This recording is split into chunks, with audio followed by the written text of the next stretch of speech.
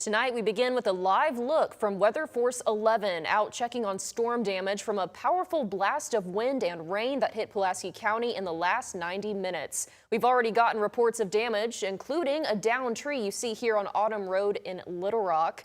And just moments ago, Weather Force 11 came across more tree damage blocking part of the intersection at Birchwood and Fleetwood Drive. Our exclusive 360 cam gives us a quick view of the snapped tree here. This is in the neighborhood behind Barnes & Noble in West Little Rock. And take a look at this. This video is from the 4th floor of the Baptist Health parking deck. There is no damage, but you can see a lot of floodwater already making its way around. So it's just proof that you don't need to be on the ground level to see these floodwaters. Thanks for joining us tonight at 6. I'm Brooke Buckner here with meteorologist Nathan Scott. It's been a busy afternoon for you, tracking all these severe thunderstorms making their way through the state. It seems like Little Rock has gotten a little quieter, though. It changed quickly out there this afternoon, Brooke. Those storms developed right over Pulaski County, and they certainly gave us quite the wallop across parts of the region. Here are the storm reports.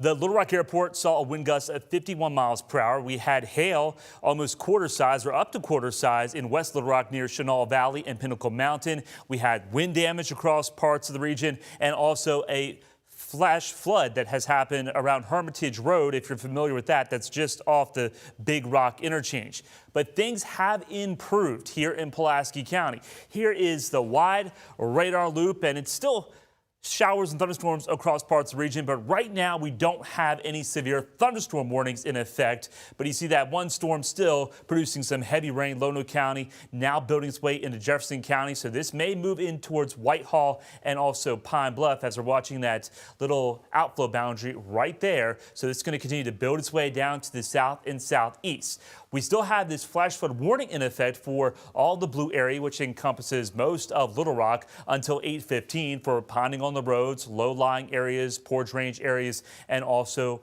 smaller creeks and streams, because when you take a look at the 3-hour radar estimates of rainfall, some locations have seen over 2 to 4 inches of rain out there this afternoon. Things are quieting down here in north central Arkansas. So we're looking ahead and we're going to see quieter weather, I think, as we go into your Tuesday. I'll have more on that forecast coming up.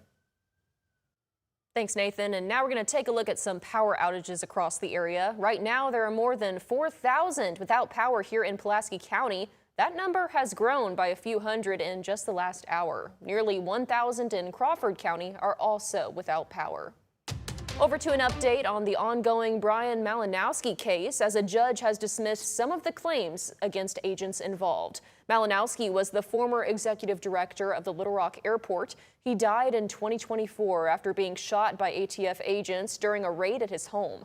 A lawsuit challenges how that raid was planned and carried out. Today's ruling states Malinowski's widow cannot sue the individual ATF agents for damages, but the lawsuit isn't over. The family's attorney says their fight against the U.S. government will continue. Meanwhile, a holiday weekend full of 4th of July events brought thousands to downtown Little Rock, but some say the night ended in chaos rather than celebration. And tonight, a woman is sharing her story after she says she was burned when people threw lit firecrackers into a crowd in the River Market this weekend. THV 11's Tamer Knight joins us now in studio for more. Tamer, what can you share with us? Well, Brooke, K. Chambers says what happened with her family has left her shaken. She says her family was leaving the Pops on the River event Saturday night when it all went down. Tonight, she says she wants something done about the unruly crowds downtown. By the time I realized what was happening, the only thing I was concerned about was keeping them safe. K. Chambers and her family joined thousands of people who gathered around the First Security Amphitheater to celebrate America's 250th birthday Saturday night. And being able to return back to one of the few events that's meant to bring a lot of families together. And one of the recounts and experiences that I absolutely enjoyed, the symphony, all of the people coming together and the calmness before the storm. That storm came after, she says, several people began throwing firecrackers into the crowd as people made their way down Markham Street. You couldn't even tell who was throwing them because it was different individuals of all shapes, sizes, ages.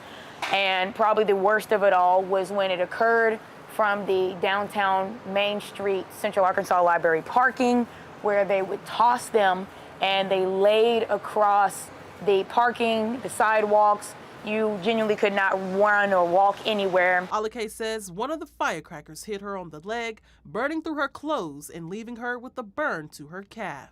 My biggest fear was losing my family in the rush, them running away, getting lost, and having to deal with the panic, the storm, and the injuries that I sustained. Fortunately, they're minimal where I could continue to resume my night and my day, but the trauma that occurred from my family overnight was something to keep us away from something like this eternally, honestly. Now, Alake says she's disappointed by the lack of law enforcement response. Probably the most shocking experiences was noticing the lack of emergency on behalf of LRPD and their unwillingness to protect and serve.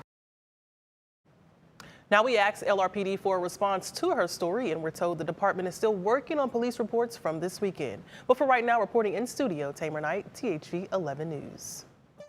Tamer, thank you. New tonight at 6, an Arkansas man has designed an app he hopes will connect people with their local representatives. It's called Handy Dandy Voter and just launched on July 4th. The app allows you to follow bills and compare candidates, and it even shows you who your representatives are when you type in your address. Founder Paul Cummings says he created it to help people be more civically engaged. If it helps connect the citizens to their government, not just their representatives, but to their government, and allows the citizens to have a voice of how their life will be ran, it was worth it. Cummings says he's been working on the app for a year and a half and is glad launch day has finally come.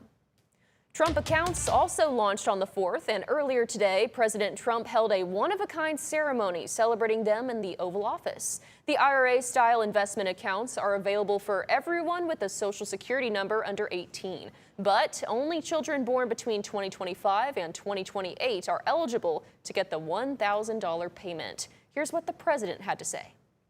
So for years, Washington politicians have left our children with nothing but debt, nothing but problems. Now, with the help of so many of you here today, we're jumpstarting financial freedom for young Americans and helping them to build the future they deserve. The Treasury Department says more than 6 million Trump accounts have been opened so far. The president also speaking on Team USA's match tonight in the World Cup. This after a big announcement yesterday from FIFA announcing that Flo Balogun will in fact play tonight, a move that has caused controversy all across the world. The president saying he called the head of FIFA after Balogun received a red card in last week's game, but denied having anything to do with the decision. We'll have more on Balogun later, but obviously Belgium is not happy about the decision. When the red card happened, FIFA said there was nothing that could be done and said Balogun would not play. But after a few days, what they call an obscure rule changed that. Belgium appealed the ruling but was ultimately denied, and now people from all over are weighing in. This is not the way football works. You know, if we were playing France and President Macron put in a call to make sure their elite striker was able to play, how would we feel? If Saudi Arabia did this, how would we feel? We have our best players, and they have to have their best. And if we win or we lose, it's fair. Otherwise, let's say we lost him and we lose the game. It would be a terrible thing. So I think they made a really brilliant decision. Belgium's Football Association issued a statement saying it was, quote, astonished, adding that to protect the fundamental principles of fair play, it is investigating all potential options. The World Cup is bringing people together far from the stadium. Here in Central Arkansas, a local soccer club says its watch parties have grown from a handful of fans to hundreds in just a week. THV 11's Tanya Motorzitsky takes us there. For 90 minutes, this is the place to be. Every save, every goal, every close call brings local soccer fans together. Not many places have like somewhere you can go watch the game with this amount of people and just like share the love that you have for the sport. What started as a small watch party has quickly turned into a huge gathering. I think upwards of maybe 400. I mean, it was packed. Daniel Casasilla with Soccer Center says hundreds showed up last week, and he expects even more as the U.S. takes on Belgium. I know the first Mexico-USA game, we had a good amount of people, but you know, as the rounds go on, more people, they tell their friends, and crowd gets bigger. It's a whole party at Soccer Center with food trucks, concessions, TVs inside and out, and a strong sense of national pride. And even with the red card drama involving one of Team USA's leading scorers, I don't think it was a red card. I mean, it was nothing intentional. Daniel expects a great match as Central Arkansas fans cheer loud. Like showing up, even just come out watching the game means a lot for your community. You're showing support. When you're all together, just great to see. In Little Rock, Tanya Motorzitsky, THV 11 News. Thanks, Tanya. If you're heading to the soccer center, make sure you bring some chairs and your best USA chants. And after the break, we're continuing our World Cup coverage. One couple that's making their experience part of the wedding plans. Plus, hear from the team on what it means to have Flo Balogun back in the lineup. And the ruckus that we saw here in Pulaski County earlier this afternoon is now building its way into south and southeastern areas of Lono County and also moving into Jefferson County. But right now, there's no severe thunderstorm warnings in effect, but still gusty winds and also a lot of lightning as this cell makes its way into Jefferson County. I'll have a look at the rest of the region and talk about those rain chances as we go into the rest of your work week coming up.